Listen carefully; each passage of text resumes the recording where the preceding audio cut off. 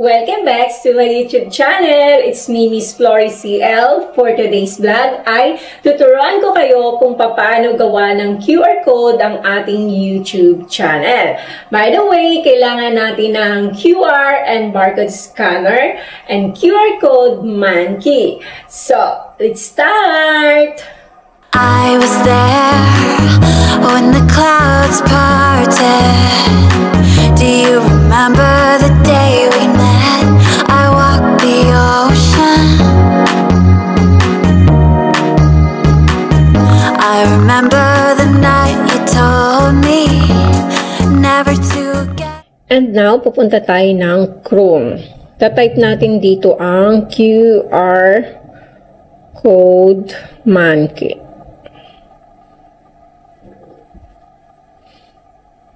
Ito ang gagamitin nating apps, QR code man key. So dito makikita ninyo merong URL, text, email, phone, SMS, vCard, MeCard, location, Facebook, Twitter, YouTube, Wi-Fi, event, Bitcoin, and more. So ngayon, dahil meron akong channel sa YouTube, pupunta muna tayo ng YouTube. I-click lang natin ang ating channel. And then, nakikita natin dito yung icon ng pencil. Click natin. Then, i-copy natin yung channel URL natin. And then, back tayo sa QR code man key. I-click muna natin yung YouTube. And then, ipipaste natin dito yung URL natin. So, ayan na. And then, dito tayo pupunta sa color. So, magsiset tayo dito. So, depende sa inyo kung anong gusto ninyo. So, pipiliin ko yung color gradient and custom eye color.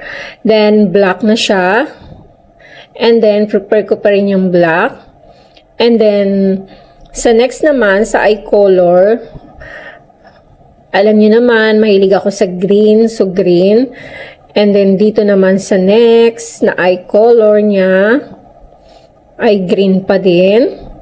And then, yung background ko, white. Pwede kayong mag-add ng image. Kung gusto niyo yung image ng YouTube or yung picture ninyo, kung anong gusto ninyo. So, click natin dito, add logo, upload image. So, hanap tayo ng image na gusto natin sa gallery. Like example, ito. Ayan, upload image. Then, check natin yung remove background behind logo. And then, customize design. Kung anong gusto ninyong design. Yun sa ayan, kung anong gusto ninyong design. Kung itong circle, square, ayan. So, try natin itong square. And then, after natin yan, pwede natin create QR code. Makikita natin dito kung ano yung napili nating design, color. Ayan. Diba? Ang ganda. So, pwede nyo rin palitan. Pwedeng maging pink or orange. Tapos dito white, black. So, yung mga eye niyan.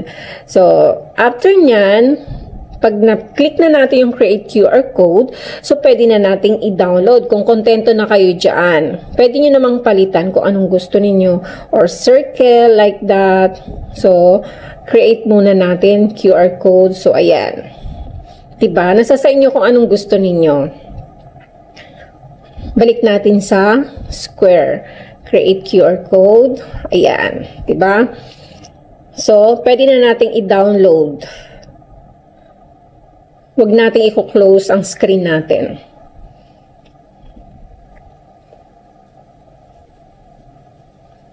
Then, after nyan, download.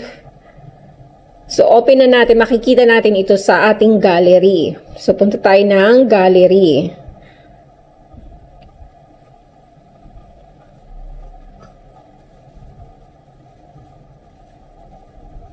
So, ito na ang ating QR code na ginawa. So, paano natin matatry yan kung gumagana nga yung QR code na ginawa natin o hindi?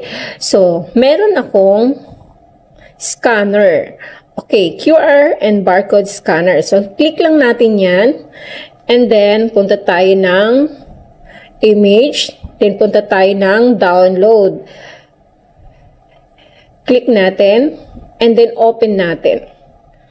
So, ayan na, ang aking YouTube channel. So, di ba napakadali? That's it for today. Stay tuned. See you next episode. Ingat po tayo palagi. Bye-bye! I was there when the clouds parted. Do you remember the day we met? I walked the ocean. I remember the night you told me never to get